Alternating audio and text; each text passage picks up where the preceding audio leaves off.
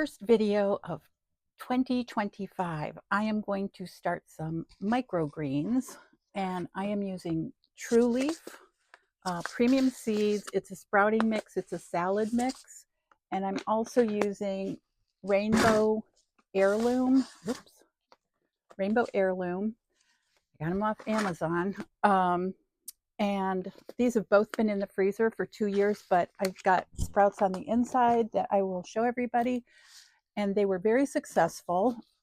I keep them in the freezer so they stay cold. Don't let them get damp. I put them in a Ziploc bag and dry out. I am using ProMix seed starting soil because it's the easiest thing that I can get, and I buy a bale at a time. So that's what we're doing. And this is very moist. I've been starting onions and leeks, but these guys don't need a lot of soil. We just want to get them up, get their roots sort of established, and you can see it's very damp. And with prices going up at the grocery store, be nice to have my own sprouts. So if I can put these on my dinner, and these probably will be done 7 to 10 days, depending on which one it is.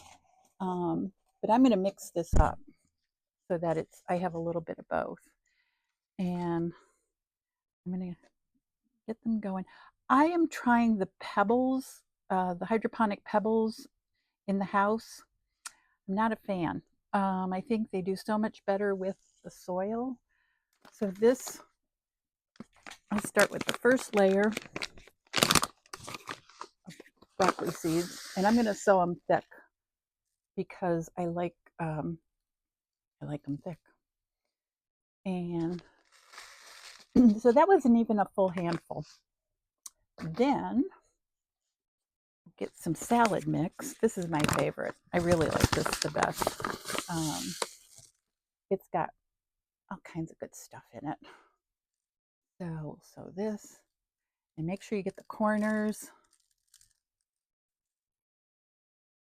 And I decided to go back to the soil instead of soilless because I can just dump this.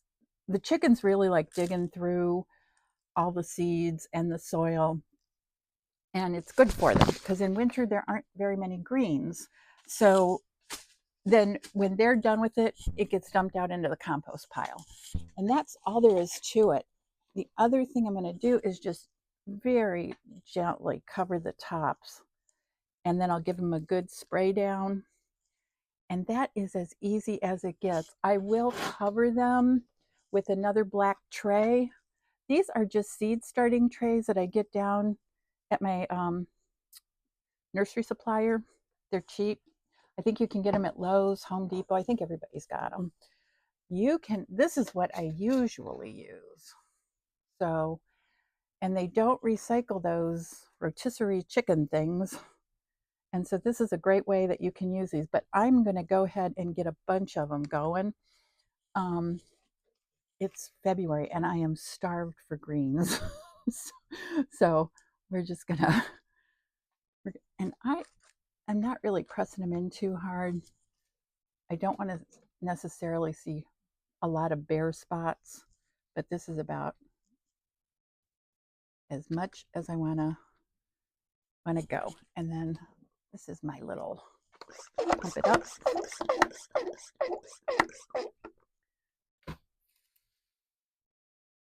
And we'll give them a good soak down. Oh, I see a spot I missed. Anyway, so this is February. This is the first week of February. And then what I can do is if these get big enough, I can pull them out and start them for hydroponics, which I'm hoping my hydroponic fertilizer is here by then. And then we're going to make a tower so I can have, I would like kale and lettuce. And that's it. And then the other thing that's great about this, it's been cold. Today was lovely. It wasn't too cold. I just came in from walking, go in and make dinner.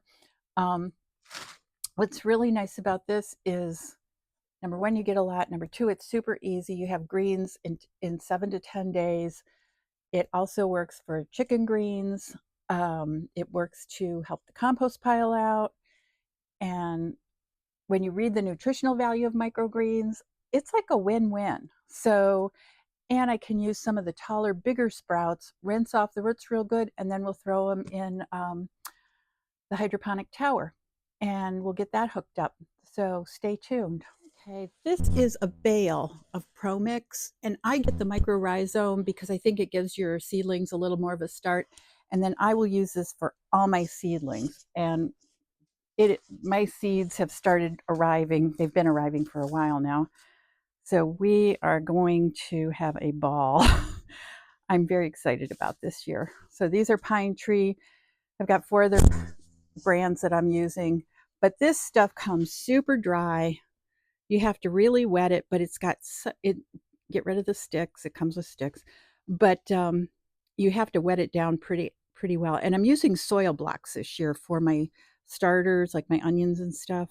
So I've been using this for a long time, and I pretty much start all of my seeds in that. And then once they get 2 leaves on them, then I go ahead and start fertilizing. But for microgreens, you don't need to worry about any of that. And okay, so these are the exact same seeds that I just started outside in the studio, and this is what they look like. So these are ready to eat, and I have some up here. I'm not keen on these pebbles. The pebbles worked much better in the trays. I don't think I'll use the mason jars. The mason jars will be used for canning, but you can see the roots. These will be amazing to get. See if I can get that focused. I think these will be great when I get the hydroponic gardens going, and then I can just pop that in, or I could eat it. Okay, so I hope everybody starts, go get a little tray, and you don't need hydro pebbles. You can just use soil, compost. You can mix your own. We'll get into that later. But these are some other things I've got going.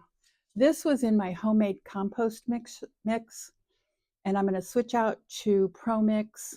These all have to be separated into, because some of them there are 5. This is head lettuce and kale.